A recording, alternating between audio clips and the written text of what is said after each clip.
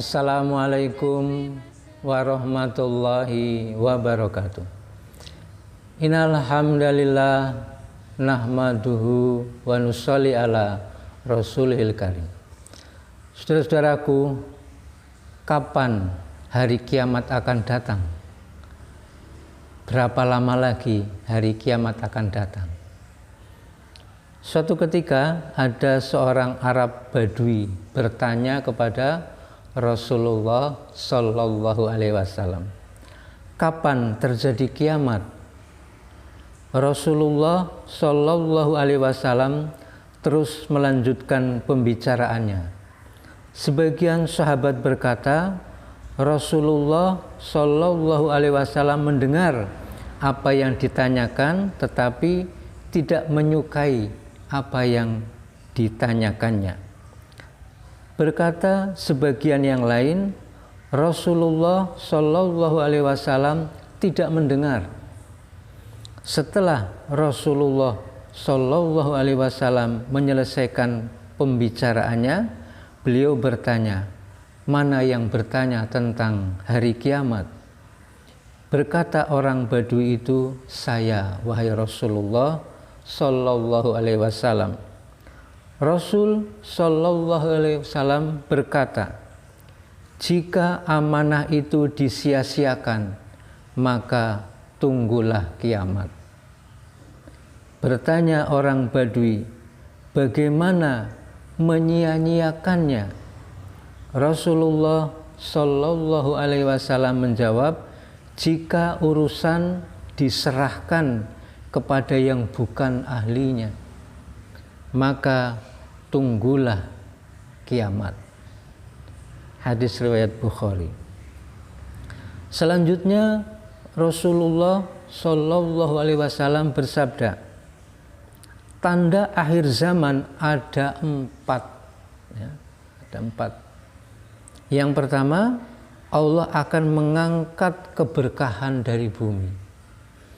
Bumi yang tadinya menghasilkan buah-buahan, yang tadinya panennya berlimpah, yang tadinya membawa kesejahteraan, yang tadinya nyaman untuk ditinggali, telah berkurang keberkahannya sehingga tidak lagi menghasilkan hasil panen yang bagus, yang berlimpah, tidak, bahkan banyak terjadi musibah bencana yang terjadi di bumi ini. Telah diangkat keberkahan dari bumi. Kemudian yang kedua, mengangkat kasih sayang dari hati-hati manusia. Hati-hati manusia sudah tidak ada lagi rasa kasih sayang. Seorang ibu kepada anaknya sudah tidak ada lagi rasa kasih sayang. Dengan tega membuang bayinya ke tempat sampah. Nauzubillah min dzalik. Seorang anak kepada orang tuanya juga sudah tidak ada rasa kasih sayang, menelantarkan, berbuat durhaka kepada kedua orang tuanya. Seseorang dengan enak dia berbuat zolim, menzolimi saudaranya, karena sudah dicabut rasa kasih sayang di dalam hati umat manusia.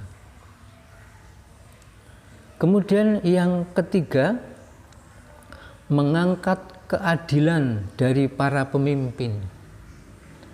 Silahkan Anda menilai sendiri, atau Anda sebagai pemimpin silahkan introspeksi diri kita masing-masing. Sejauh mana keadilan ini ditegakkan? Sudah jelas-jelas sekali itu. Bagaimana keadilan saat ini sudah tidak lagi dihiraukan. Bagaimana pemimpin yang seharusnya mengayomi, melindungi kaum yang lemah, yang miskin, yang butuh pertolongan, justru tidak diperhatikan. Sementara yang diperhatikan adalah orang-orang yang mereka punya kekuasaan, punya kekuatan dan sebagainya. Kemudian yang keempat adalah mengangkat rasa malu dari wanita. Banyak sekali kan kita saksikan sekarang, kaum wanita sudah tidak memiliki rasa malu sedikit pun. Sesuatu yang harusnya dia sembunyikan, dia nampakkan. Aurat yang seharusnya ditutupi dia buka. Ya, sesuatu yang harusnya tidak pantas dikerjakan dia dengan bangganya. Dan semuanya itu dilaksanakan, dikerjakan bukan dengan rasa malu, bahkan bangga, senang, ya, dipertontonkan.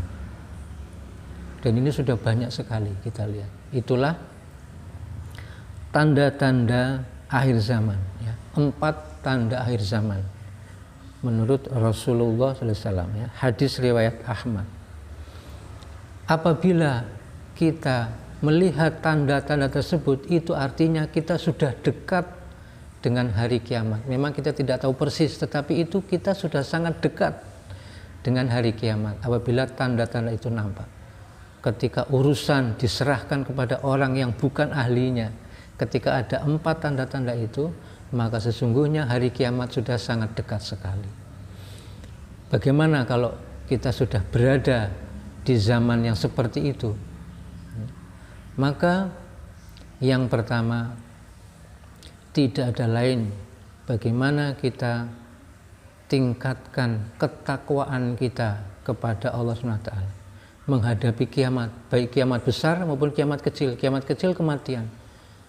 Ya, maka kita siapkan diri kita, jadikan kita sebagai hamba-hamba Allah yang bertakwa kepada Allah SWT. Kita tingkatkan kualitas iman kita, kualitas amal kita, kuantitas amal kita, kita tingkatkan.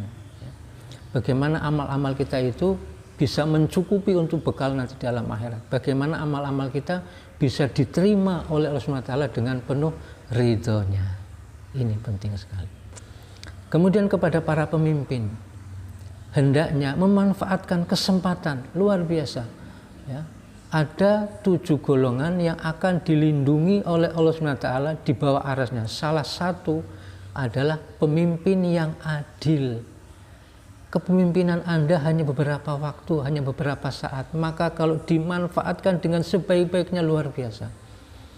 Ya. Anda adalah pelayan, dan pelayan ini mendapatkan semuanya. Apabila Anda bisa melayani rakyat, melayani masyarakat dengan baik, maka semua kebaikan dari rakyat itu akan Anda terima. Apabila Anda menjadi pemimpin yang adil, ya, memberikan tugas kepada orang-orang yang memang sesuai dengan bidangnya, sehingga mereka bisa bekerja, memberikan kesejahteraan, meningkatkan kesejahteraan, meningkatkan perekonomian, meningkatkan pendidikan dengan sebaik-baiknya, maka semua kebaikan itu akan diperoleh juga oleh pemimpin dengan tidak mengurangi amalan yang lain. Ya. Jadi yang kedua, yang mendapatkan amanah sebagai seorang pemimpin hendaknya memanfaatkan kesempatan yang hanya beberapa tahun ini. Ya. Karena kita pasti mati, dan kalau sudah mati pasti kita akan dimintai pertanggungjawabannya, apalagi kita sebagai seorang pemimpin. Ada apa-apanya dengan rakyat kita, semuanya akan menjadi tanggung jawab kita. Satu saja rakyat kita menderita, sengsara, maka kita akan dituntut oleh rakyat itu, apalagi kalau rakyatnya semakin banyak. Tapi sebaliknya, kalau kita bisa menjadi pemimpin yang baik, yang amanah, yang menyerahkan urusan kepada orang-orang yang memang ahlinya, maka tidak bisa dibayangkan, ya, menjadi pemimpin di dunia dan menjadi pemimpin di akhirat dengan segala kebaikan, dengan segala pahala yang dia dapatkan, ya, semuanya. Itu. Kemudian kita sebagai masyarakat, karena apa? Allah Subhanahu wa Ta'ala akan memberikan pemimpin kepada kita itu sesuai dengan keadaan masyarakatnya. Kalau masyarakatnya itu masyarakat yang bertakwa, maka Allah akan berikan pemimpin yang bertakwa juga. Kalau rakyatnya itu orang-orang yang tidak bertakwa, ya tentunya pemimpinnya juga akan Allah beri pemimpin yang tidak bertakwa, pemimpin yang zalim. Sehingga kita perlu introspeksi diri kita, mengapa kita kok diberi pemimpin yang seperti ini? Karena bisa jadi kita memiliki seperti itu juga.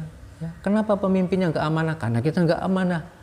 Ya. Mengapa pemimpinnya korup? Karena kita juga korupsi tanpa kita sadari. Ya. Oleh sebab itu, kembalinya ternyata kepada diri kita sendiri. Maka marilah, ya, saya juga mengingatkan kepada saya sendiri khususnya dan kepada semuanya saja mengajak, marilah kita mulai dari diri kita. tingkatkan ketakwaan kita, dengan kita tingkatkan kualitas keimanan kita, keyakinan kita, tingkatkan amalan kita, kuantitasnya, kualitasnya kita tingkatkan, saling ajak mengajak, saling ingat mengingatkan, saling mendoakan, ya. Jadi doa ini bukan sesuatu yang remeh, sesuatu yang sangat penting sekali. Ini merupakan senjata pamungkas doa. Ya, jangan pernah putus kita berdoa dan mendoakan. Bahkan doa yang paling bagus adalah ketika kita mendoakan orang lain dan orang lain itu tidak sadar kalau sedang didoakan. Doakan saja kebaikan. Kalau kita merasa pemimpin kita belum baik, belum amanah, belum jujur, doakan saja mereka, ya. Janganlah kita hujat, janganlah kita maki, janganlah kita hina dan sebagainya. Ya, tidak ada artinya, ya, tidak ada membawa kebaikan. Doakan, mungkin dengan doa kita bisa berubah.